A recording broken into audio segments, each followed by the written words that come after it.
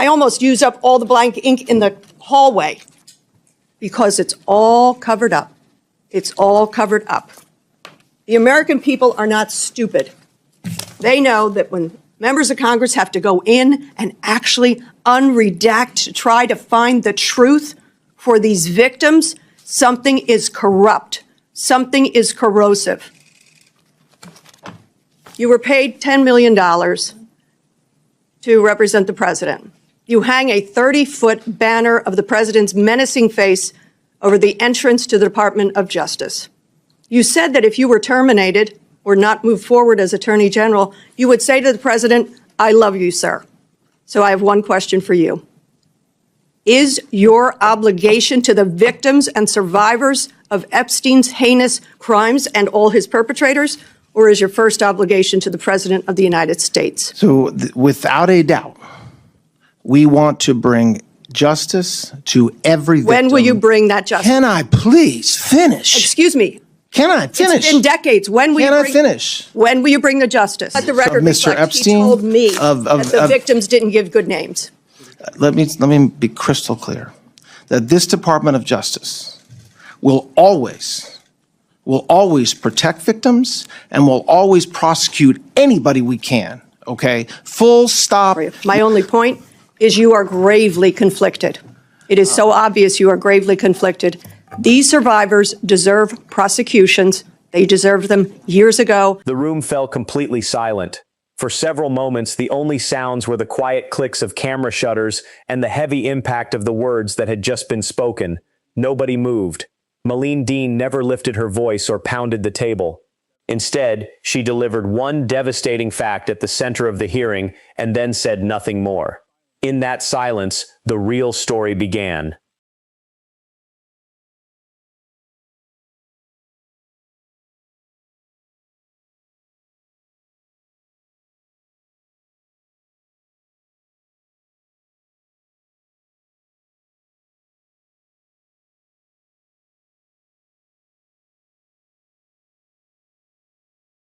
Rewritten.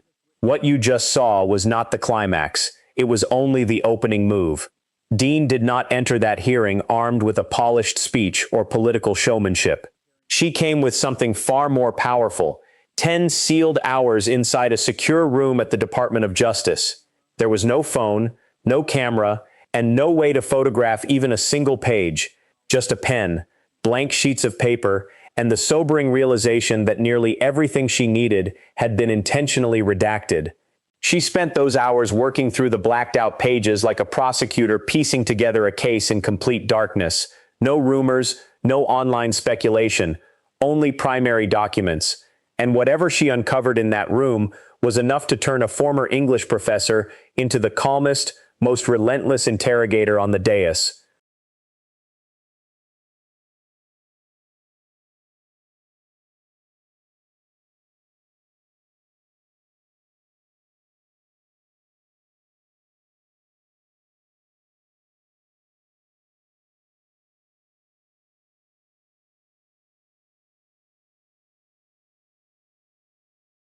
Most people still have no idea what she copied down in that hallway beneath the harsh fluorescent lights. Most have never even heard about the email she is about to place into the permanent congressional record, an email with a subject line containing just one word, Trump. Stay with this, because the instant she opens that folder, the atmosphere in the room shifts. The man seated across from her is about to discover that no amount of blacked-out text on those pages was ever going to be enough.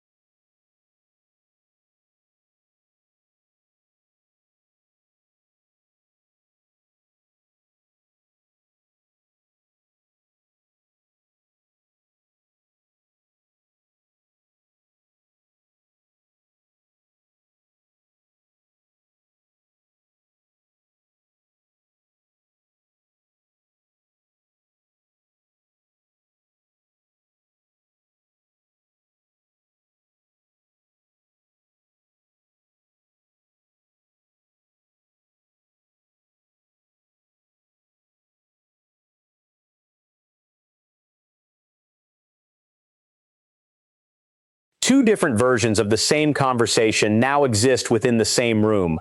One took place behind closed doors, far from cameras and outside any official transcript. The other is being delivered under oath before Congress, with every word permanently recorded. That clash is the heart of this story. Dean says that during a private meeting at the Department of Justice, Blanche told her the 3 million unreleased documents were simply duplicates and mostly consisted of material about another person named Epstein, information he dismissed as not worth releasing.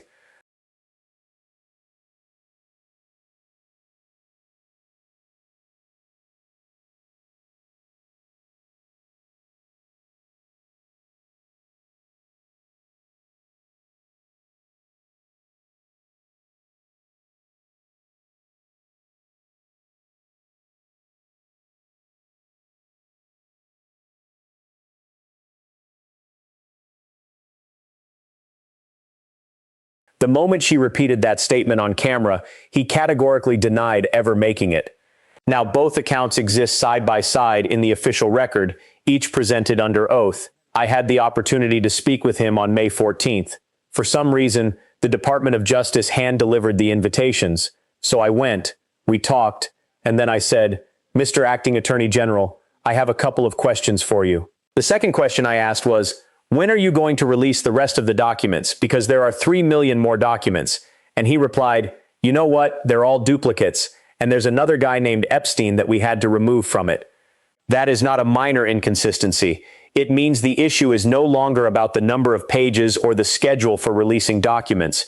It is about whether the American people are allowed to hear the same version of the truth that a member of Congress was given behind closed doors. The Epstein Files Transparency Act never required members of Congress to hand over their phones, sit for hours under fluorescent lights, and manually copy fragments of documents in a hallway like Cold War intelligence officers. The law called for the files to be made public. Instead, the department created its own process of tightly controlled access, followed by explanations that seem to change as soon as the cameras begin recording. And if one answer can shift under oath, then only one question remains. What else changes once the lights come on?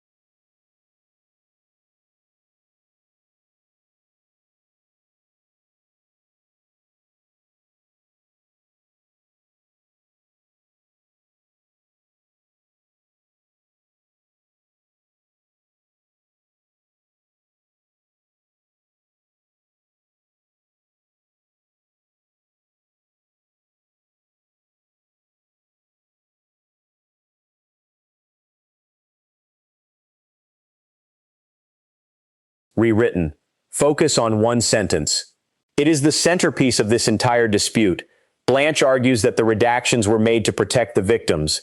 Dean responds with just 4 words. Perpetrators too.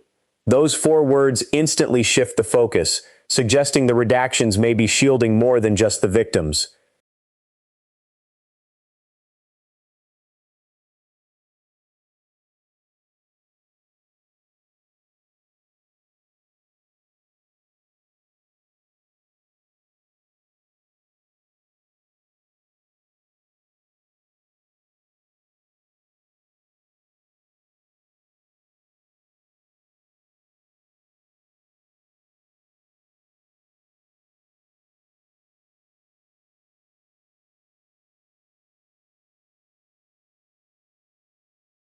That is the contradiction at the heart of this entire controversy. Redactions are meant to protect those who are vulnerable. But when entire investigative files are buried beneath black ink, not just the names of survivors, but entire areas of potential responsibility, that protection begins to serve power instead of people.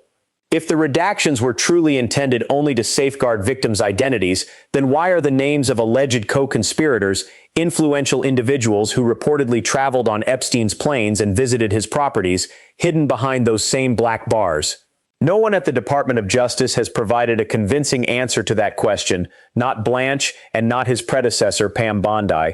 When the same institution controls both the evidence and the prosecutions, redactions cease to be merely procedural. They become strategic. Every heavily blacked out page sends the same unspoken message. You don't need to see this. And the more aggressively that message is enforced, the more the public is compelled to ask what is being kept out of the light. Protecting victims should never become a permanent excuse for shielding accountability. Those are 2 very different things.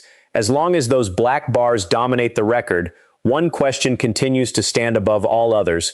Who, exactly, is being protected?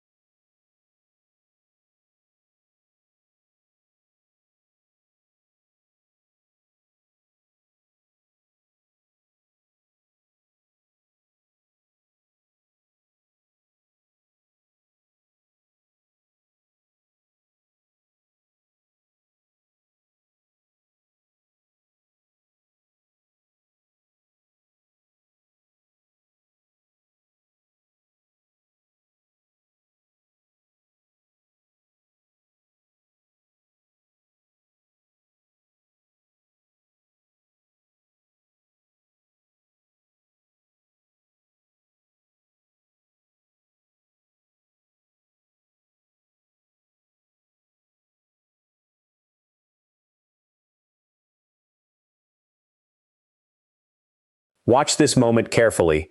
The instant Dean's speaking time runs out, she attempts to enter the documents she hand-copied into the official congressional record, a right every member of Congress is entitled to exercise. Instead, the chair cuts her off and immediately recognizes the next speaker. She is not even given the chance to explain what those documents contain. When the discussion finally shifts to Blanche with the question, "Would you like to respond to any of these allegations?" he delivers a lengthy, carefully worded response about protecting victims and explaining that they can contact the FBI through their attorneys. On the surface, it sounds reasonable. It sounds thorough, but it does not move the issue forward at all. Dean never questioned whether victims were being protected. She asked when someone would actually be prosecuted. That question remains unanswered, replaced by one that is easier and far safer to address. It was never the question anyone asked him. In July, the Department of Justice said that we had reviewed the files, the quote Epstein files, and there was nothing in there that allowed us to prosecute anybody. We then released over 3.5 million pieces of paper, which the entire world can look at now and see if we got it wrong. And so it's not performative, and I respectfully disagree with that statement. We were ordered to do so by Congress and then by the President of the United States, and that's what we did. Thank you, Mr. Chairman, and thank you for the second round. I did want to explain what I held up here. Okay. For the viewing public, what you do as a member of Congress is you go in, you release your phone, you release anything that would have electronics, and you go in and you attempt to capture some redacted material. So I took a look at this email from Jack Goldberger, Wednesday, October 14th, 2009. The subject is Trump. It is to Jeffrey Epstein, and the language here that is not redacted reads, spoke to Alan Garten, Trump's attorney. Garten arranged a 20-minute phone conference with Trump and Brad in lieu of a deposition. Following was discussed. The blacked out box is what was discussed, a regurgitation of that. I'll read to you what I was able to see underneath. It's, as I say, it's shorthanded, it's clipped as a regurgitation of what took place. J.E. never expelled from Mar-a-Lago. No, he was not a member, may have been a guest, never asked to leave. Mark Epstein said Trump on J.E. plane. Is that true? Answer, I've been on a lot of planes, may have been on his plane, no young girls on plane. What do you know about allegations against J.E.? Only what I read in the paper. Trump ever at J.E. house? I may have been there with my wife. Any young girls there? No, may have been some children of guests, but that's it. Trump specifically asked Garten to advise us of the interview. Brad had also talked to manager of Mar-a-Lago, Bert Lemke. Lemke confirmed J.E. never asked to leave Mar-a-Lago. I say that to say what a silly exercise that members of Congress have to go through to find out what actual conversations were taking place with the president in lieu of a deposition. This has nothing to do with redacting victims' names. I don't have a question for you. My only point is you are gravely conflicted. It is so obvious you are gravely conflicted. These survivors deserve prosecutions. They deserved them years ago, and now it's in your lap, as Pam Bondi told us. They need an independent prosecutor. I hope you will do that. So, if I may I briefly respond? The Epstein Transparency Act requires us to redact victims. We also have other laws that apply that require us to apply other redactions. That's not my law. That's your law.